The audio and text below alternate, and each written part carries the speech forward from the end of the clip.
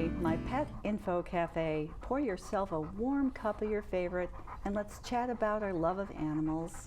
I am your host, Jennifer Eileen, and I am so delighted to introduce our topic today, the joy of rescued pets, telling a heartwarming success story of finding new companionship with a special dog at FOHA. We'd like to introduce Miro. He's a volunteer at FOHA. He supports staff and adopters and does much of the videography at FOHA events. And please meet our VIP, our very important pet guest, Sophie. Hello, Miro. Hello, Sophie. Hi, Oh, Sophie. that's sweet. Yeah, good girl. Thank you for having us. All right, we're so glad to have you. Well, I would just want to hear your story. It's such a beautiful story about how you met Sophie, how you got started at FOHA. You actually started as a volunteer. I did, yes. I began my FOHA experience about 2 years ago. I lost my dog. His name was Loki, and I was searching for something to fill the grief, something to fill the gap that wasn't that was just lingering on, and I thought that perhaps giving back, involving myself with a rescue organization would help me fill that void and help me heal. Little I knew that Sophie was already waiting for me. She was a surrendered dog, and she was already at Friends of Homeless Animals in Aldie, Virginia, while I was still grieving and trying to heal and find my own way after I lost my dog. I signed up for one of the Friends of Homeless Animals Dog Squad programs where they teach you how to walk the dogs, spend time with them. And when I signed up, the first day that I took the training, I ended up facing Sophie, being the first dog that I saw when I walked in to walk the dogs. It was like it was meant to be. She was right there in the first kennel when you walked into the building, and it was like it was meant to be. She was just looking at me with her beautiful brown eyes, and I immediately fell in love with her. We spent a lot of time together following that. I would come to the shelter a couple times a week, and I would spend time with her. I would walk her. I would take her on the trails. We have a wonderful property, about 40 acres of land, where we can take the dogs to a play yard. We can go on a walk on the trails in the woods, or we can take them off to the property for snouting about to a park, or even for a quick run to a fast food for maybe some French fries or maybe some ice cream. Oh, okay. So I enjoyed that. I enjoyed spending time with Sophie. It was bringing me joy. It was a way for me to give back at the same time as a way for me to heal. And it didn't take me long, but maybe it was about 2 to 3 weeks when I decided that I'd like to foster Sophie. FOHA prides itself with a foster program where if you're not sure of, or if you don't have the means to fully adopt a dog, you can foster a dog. You can take the dog for a couple of days, and FOHA covers all the expenses. They give you food, they give you medicine, and they make sure that the dog is well taken care of while the dog's being fostered. The true test of my resilience came 2 days after I fostered Sophie. FOHA called me back saying that somebody's interested in meeting Sophie and I need to bring her back because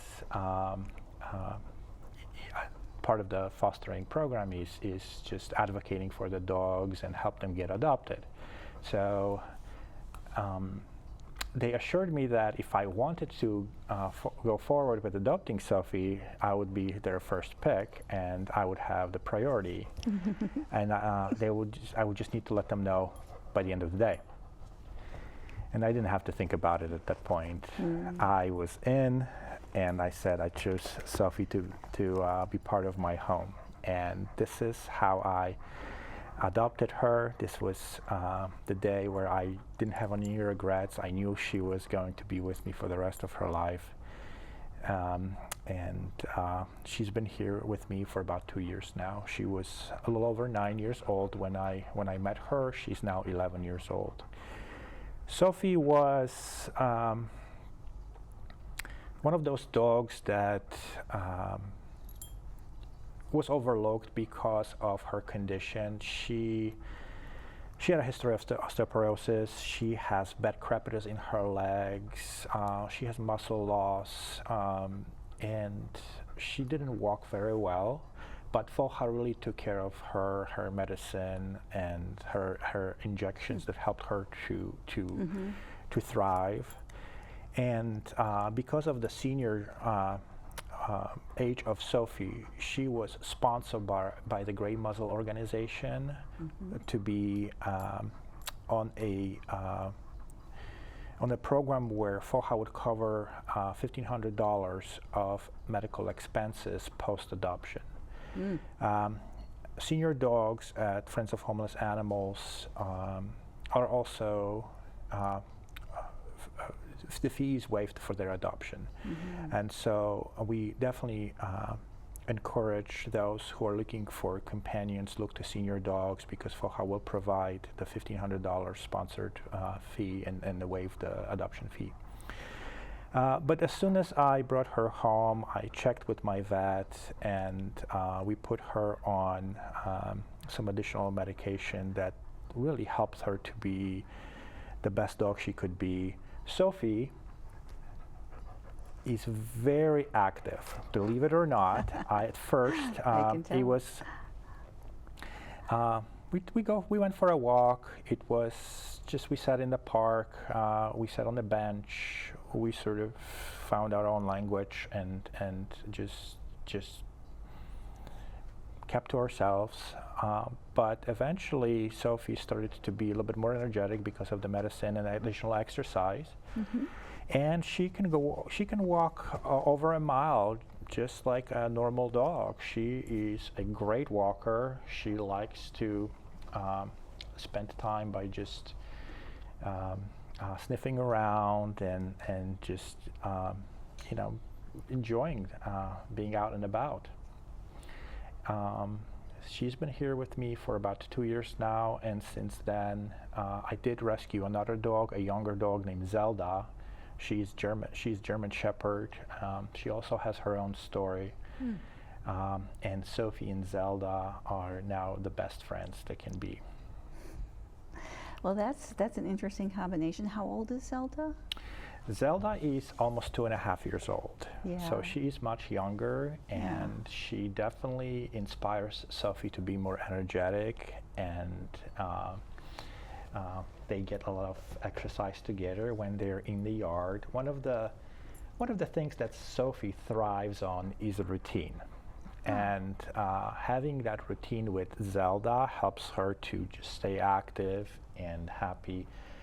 This was another reason, I haven't really owned 2 dogs before, and I thought Sophie perhaps could use a companionship. And there was a dog that Zelda was very anxious, and Sophie was very calm. I thought perhaps Sophie could help her, and Zelda could help Sophie as well with additional activity and energy levels. So our morning routine with Sophie and Zelda is obviously morning breakfast, where they are super excited to do that, and they wake me up every morning.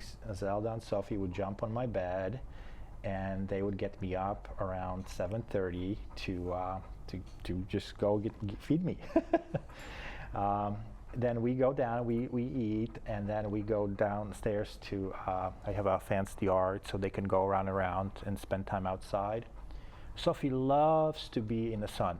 she just adores sun. She would just sit in the grass, lay out there in the sun, soaking up all the warmth, and then Zelda would sort of kind of hang around. But Sophie definitely likes her space, and she likes to spend time in the sun. And through the day, Sophie and Zelda, if they're not in the yard, they are either upstairs. Sophie likes to just go back upstairs after the morning routine and lay on my bed. She just likes her space. She just likes to lay there. And Zelda would spend time with me. And then around noon, we would have a walk and a snack, and we would go for about a mile or two, depending on the day, with both of them. And Sophie typically leads the way. It's interesting because Zelda's much more energetic and stronger, younger, but Sophie is still the alpha. She is the one that leads the way. I call her Bobby. I call her Babushka. I have a lot of nicknames for her. She enjoys that. She enjoys a lot of pets. If I stop petting her, she will let me know. Yeah. She will put her paw on me if I stop petting for a while. Oh, maybe she's going to find someone else to pet her. Yes, I'm going to give her a little treat here. Sure. Yeah. Yes. Can I get a paw? I don't have it here. Yeah. Okay. Good job. She is very treat motivated. She likes treats. Oh yes, she does. Now that little tail is going, but let's talk about the tail, because in your testimonial that you wrote, you talked about her tail being like of course it's moving pretty fast right now, but it being like a paintbrush. Yes, one of the key highlights, key characteristics of Sophie's coat is the white tipped tail. You wouldn't see it unless you actually are looking at it. At first, I thought perhaps that Sophie was destined to paint memories in my life with that white tip tail, and she has done that on several occasions right now. She's a great companion. She just doesn't leave my sight unless she wants to go and take a nap. And we have wonderful time, and we are building our memories together. Well, I love hearing about meeting a dog at FOHA, and if you don't mind, we'd like to let people know about how valuable rescue pets are, that they're not at a shelter because they're damaged goods. So can you say something about her backstory? Would that be okay? Sophie was one of those dogs that was surrendered. In my opinion, the previous owners did not understand her behavior. She was surrendered because she could not get along with other dogs. Having Sophie and Zella together proves all of that wrong. Sophie does get jealous of her favorite people when other dogs are around. So if another dog is nearby and you're giving affection to Sophie, Sophie's not going to like that much because she wants all of that attention.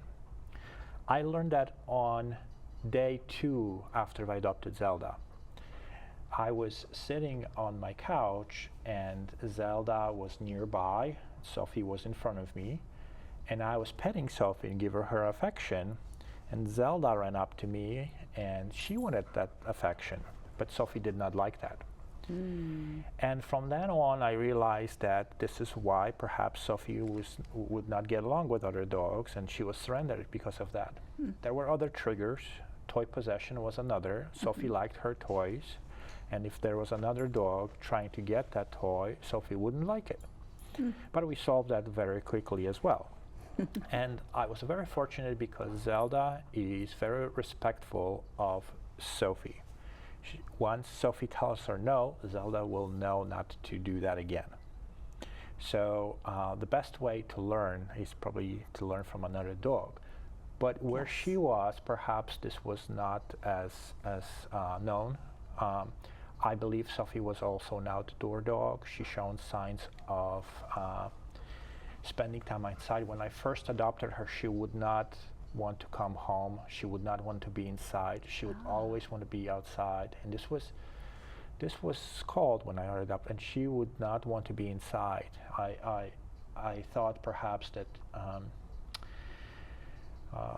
in her entire life she was an outdoor dog where she preferred to be outside, even shivering sometimes, and she would just not want. She didn't understand the couch at all. She didn't understand the concept of it.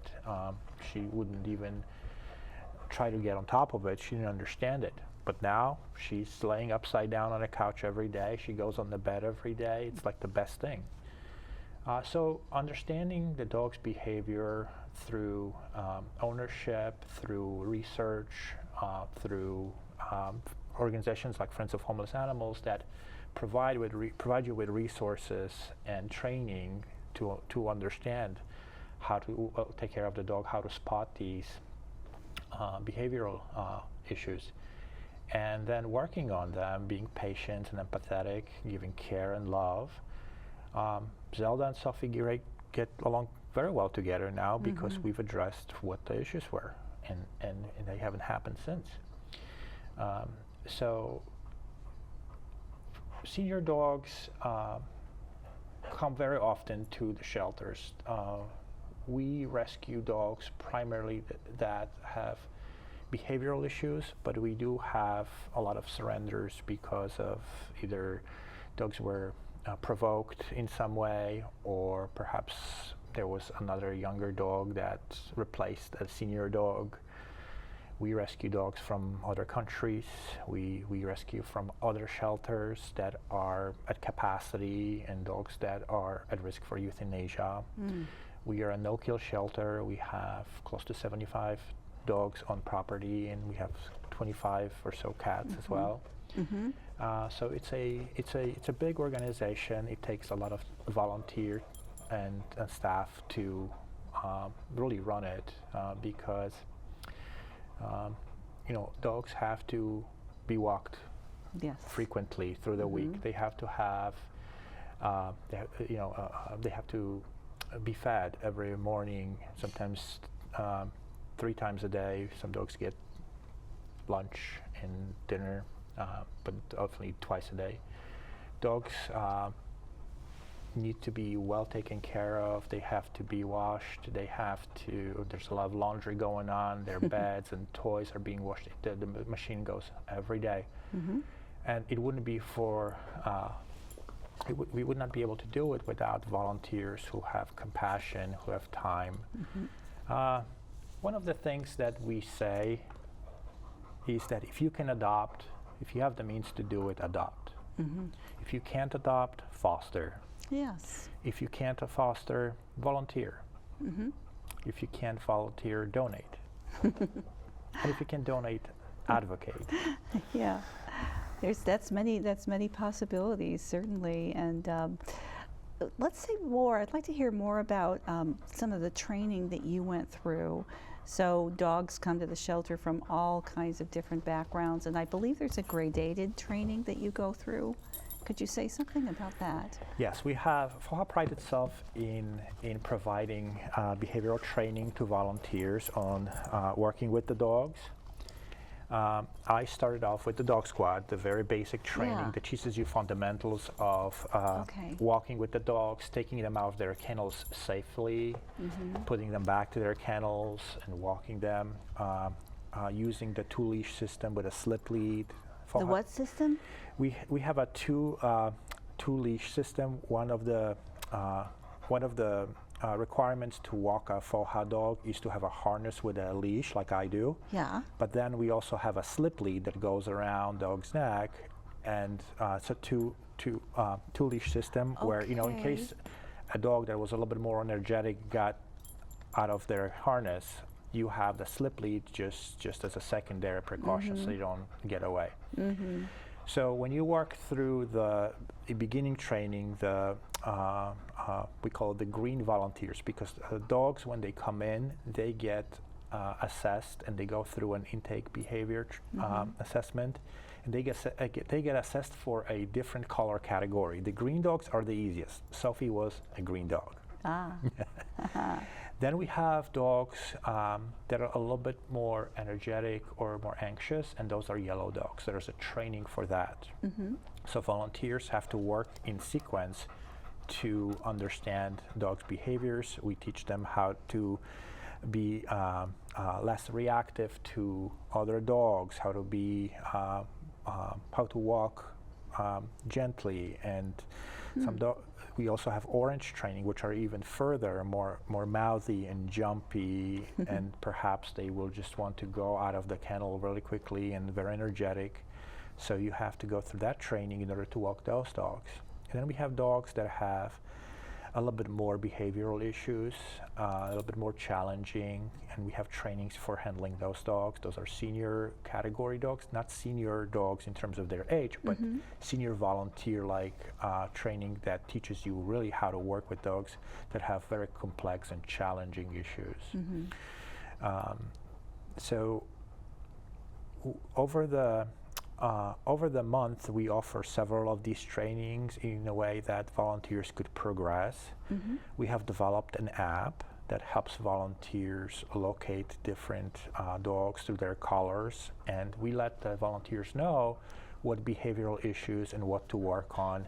And an app helps us provide feedback and guidance so that the shelter can take that, review that, and provide a bio update for those potential volunteers and help with the dog's adoption.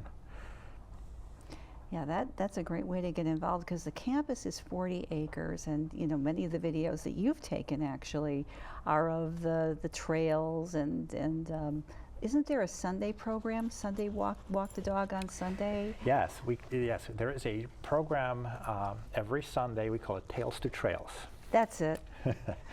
It's a group of volunteers who come together to take dogs out and about for a couple hours.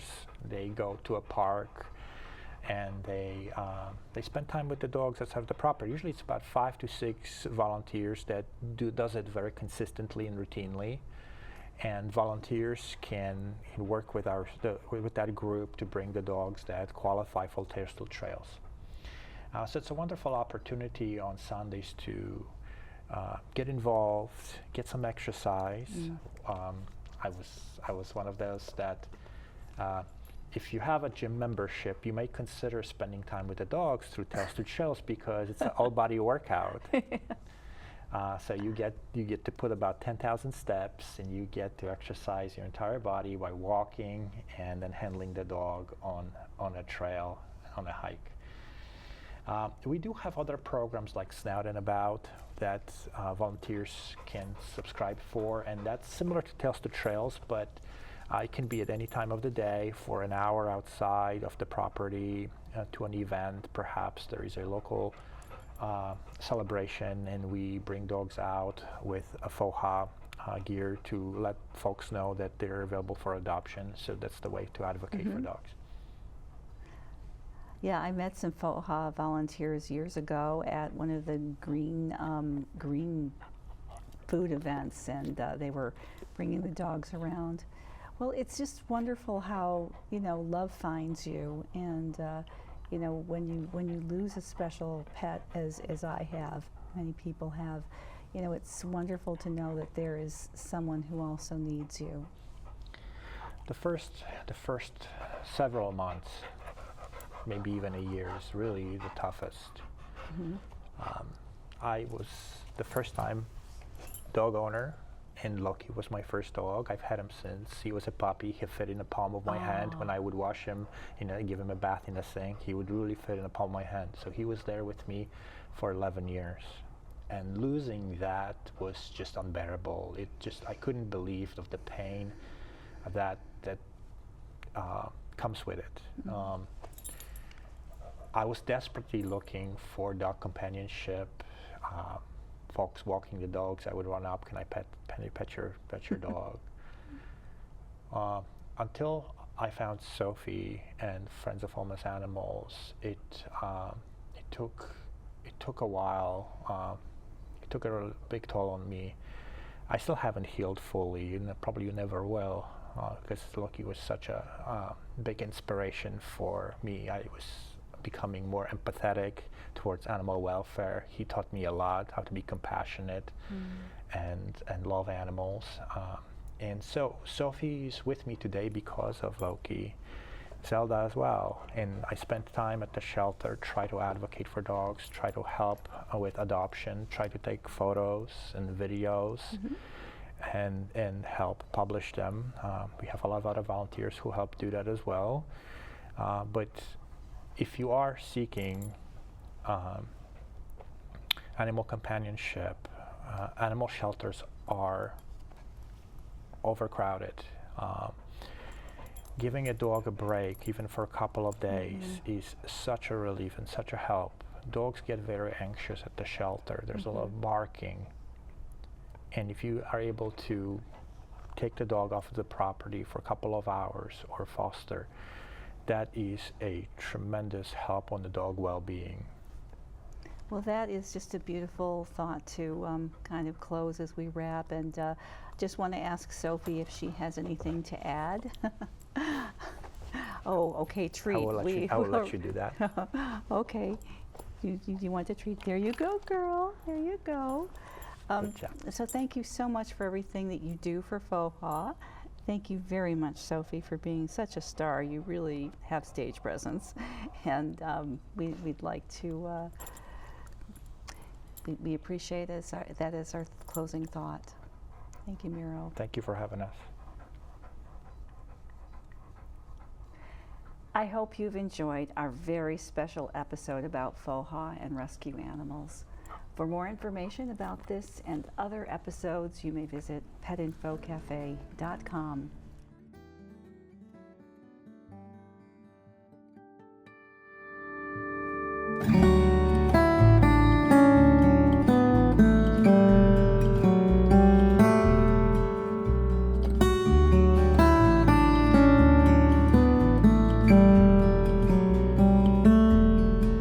Mm-hmm.